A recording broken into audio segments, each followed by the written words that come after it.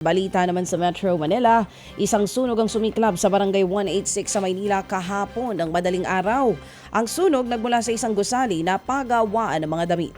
Marami sa mga nasunugan walang naisalbang gamit. Bukod sa pabrika ng mga damit, 3 bahay ang nasunog habang 15 pamilya ang apektado. Iniimbestigahan pa hanggang sa ngayon ang sanhi ng apoy.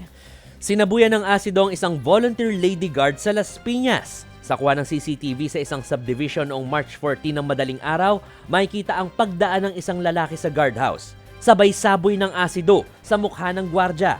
Mabilis tumakbo ang salarin. Isinugod naman sa ospital ang biktimang si Sara. Ayon sa eksklusibong interview ng News 5 sa biktima, lumabo raw ang kanyang paningin matapos siyang sabuyan ng asido. Hinala niya posibleng dati niyang nasita ang lalaki kaya may galit sa kanya.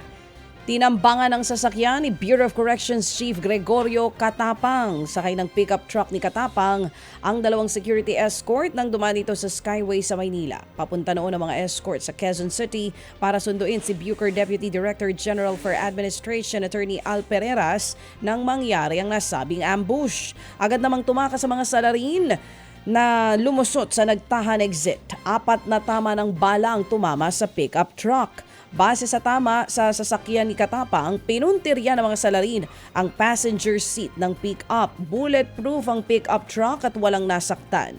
Sa panayam ng News 5, ipinahiram niya ang sasakyan kay Pereira sa gitna ng mga natatanggap nilang death threats.